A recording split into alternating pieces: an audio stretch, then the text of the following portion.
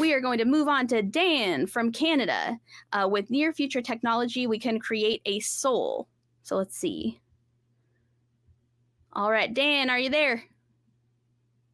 I am. How are you folks? Good, Excellent. Dan. How are you? I'm doing well, and it beeped while you were reading the question, so I couldn't tell. Did it make sense, or do you want me to explain it? Yeah, tell us in your words. Okay, so I'm using the word soul, or you could use a ghost or whatever, but what I mean is a disembodied person. Okay. And I think with the technology that we have now, what's coming down the road, we will be able to copy the electrical patterns that make up a person and transpose them to some device, computer, etc. Okay. Now, once we have a person dispossessed of a body, do you think we as a society are going to have to start looking at forever plans and, to keep everybody around forever? Or do you think we'd actually just hit a point where even with the best technology, we just don't want to be here anymore? And we'd have to come up with some sort of afterlife, end-of-life care. So I feel like maybe I don't understand what the question. So you're saying if we're able to create basically human thought processes without needing to create the human, if we can create like emotions, thought process, things like that, basically what would be the point of humans being alive? No. No, I think it's more if we can transfer back yourself up. Right. If we can transfer our consciousness into technology, right? And then our consciousness would then exist forever. Got it. Then would we need like a 401k? Yeah. Well, would we just not want to? I think that would be left up to the individual, I think. I mean, we probably have to come up with some kind of programs for the people that did want to stay alive forever. Right. Is it consensual, or is somebody uploading me whether I want it or not in this theoretical? I want to make a joke about your country, but listen, I don't, lots of them. Hadn't really thought about that aspect. So let me see if I can. I think there would be two issues we would need to address.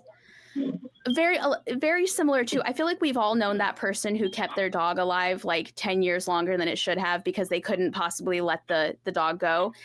We couldn't allow that to happen to humans. I do not want people who love me so much they simply can't let me go to upload me into an AI program where I'm stuck here whether I like it or not, So I think the consensual nature of uploading your consciousness to last forever would be something we would need to address, whether it's as legislation, morality, and then also something else that would matter is that technology that we can guarantee would always be around? So like if I had uploaded my consciousness into MySpace, for example, would it ever become defunct at some point? Or would this be would it be a robot moving around and making actions? Would it be like a physical being of me and my consciousness?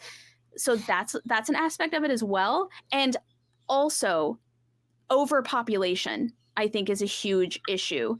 If we can create an environment where anybody can decide that their consciousness is going to live forever in the body of, say, a robot, even if the robot looks exactly like you, maybe it has like rubber skin, just like human skin, those are still people in traffic. Those are still people contributing or drawing from the economy. Those are still people using resources, whether it's electricity to plug in, whether it's food, whether these things are eating food.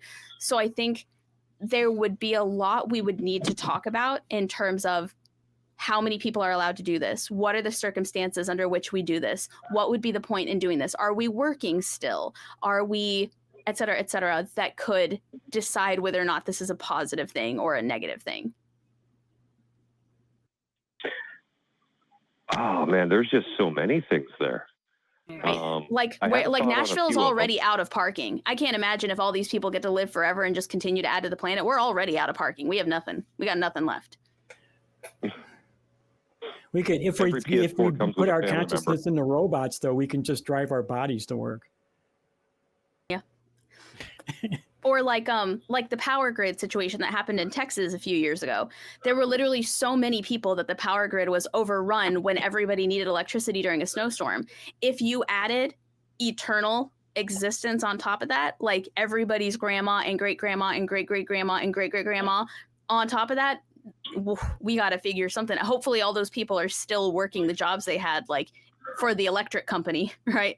I think there would be a lot of invention that would need to take place for us to even sustain.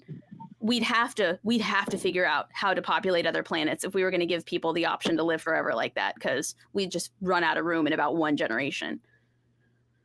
I think we'd probably get sick of having all those people around. It reminded me of the Strollbergs from Gulliver's Travels. I don't know if anybody's familiar with that, but there was more to Gulliver's Travels than just Lilliput. And right. One of the places was where about 1 in every 10 people who was born lived forever.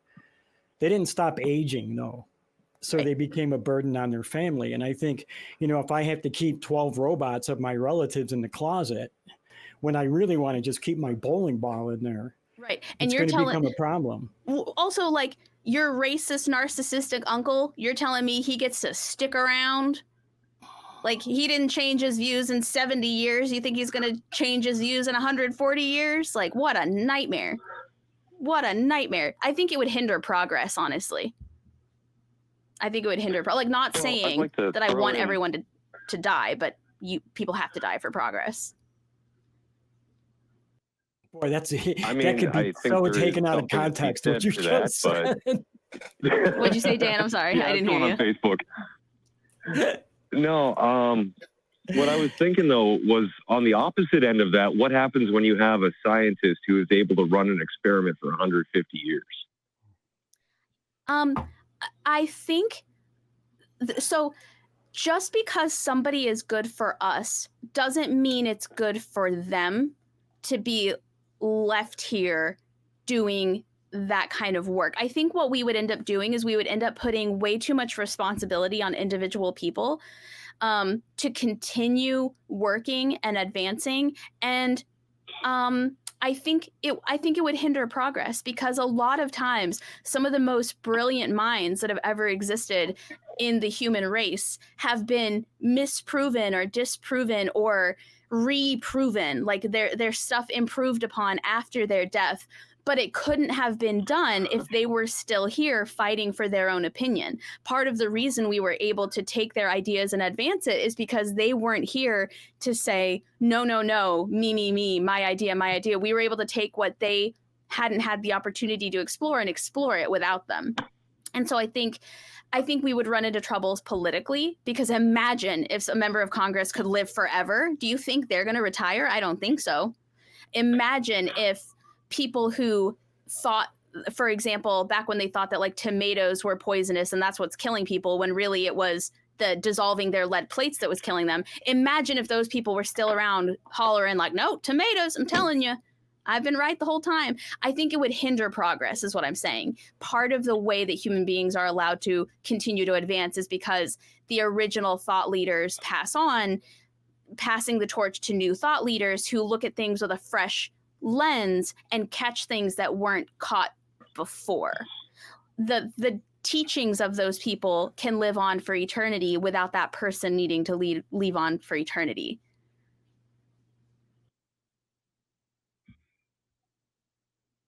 If that. Yeah. Okay. That answers your question. Huh. That's pretty sharp. Got to hand it to you on that one, Sydney. Thanks. It's all those years of improv, I think, maybe. I don't know. But I mean, your perspective is flawed because you're an immortal vampire. No, it's because I'm a woman. That's why. Because I'm a woman. I'm also an immortal vampire, but also a woman. Hell no, I'm not saying that on the internet. He's like, listen, whoa, took a left turn. I could make that joke. One out of context line for this call is enough. Yeah. As someone who's been here for 1,000 years already, I can tell you it's a bad idea firsthand. But as much as the idea is interesting, Do you want to live in a world where Elon Musk controls things for another 150,000 years? I sure don't. Having to hear his opinion in the news all the time. I'd unplug myself. Whatever AI was keeping me alive, I'd be like, you know what? And he's the one that's going to get his consciousness immortalized, right? And- it's not and going to be me, right? And that's the other thing, right? What if we take people that we don't want to ever expire and we force them to continue to exist? You've got dictators still running around. You've got anti-vaxxers running around. You've got members of like leadership in different countries. You've got all these things. You like, what a nightmare. And on top of that, traffic, parking, CO2 emissions in the atmosphere. Yeah, we're just not going to get everybody doing that with our current economy. You know, Jordy wouldn't have gotten that really cool advisor if it was today's economy, right? You think it's hard to find a job now? Imagine if the person working it never dies. Or never gets sick. Yeah. Never gets tired. They could work 24/7. Yeah. Imagine nobody ever inheriting anything ever again because the person they'd be inheriting for is still up and running. So. I mean, yeah, I guess I kind of wanted to talk about the funner. Your points are valid. And here we are just being a total bummer for you. Yeah. Listen, if there's anything I am, it's a buzzkill all the time. Can you imagine the Eras tour going on for more years?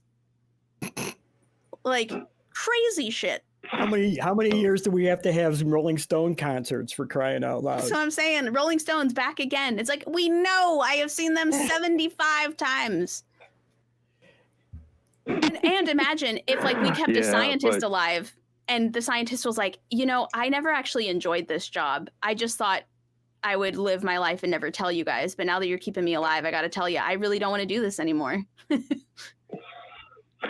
Well, I mean, if you put the bodily autonomy conversation aside, and we'll just assume that it's all voluntary, willing individuals, I think some people might choose to do something where they didn't need a body, but they needed to be smart and switched on, like deep space exploration, where it's going to take 50 years to get out to that point. And then you can actually study it from there live in a sense. Yeah. And I do think there would be positive aspects for sure. 100%. But I think the negatives would outweigh the positives. And for every 100 just mind-bending, brilliant people who chose to keep themselves around to help society progress and science progress, there would be like your aunt who argues with everyone on Facebook about like why you should use essential oils instead of modern medicine, also staying alive and just showing up all the time for the next 200 years, 300 years. There's very, very few highly intelligent people think that they are necessary for eternity. Very many low intelligent people think they are so important that the government is watching their every move and stealing their identity from Facebook. So the smart people who recognize the world will progress without them would probably not take you up on that program nearly as much as the people who think that the government wants to steal their DNA to clone them and steal their Facebook information. You know what I mean?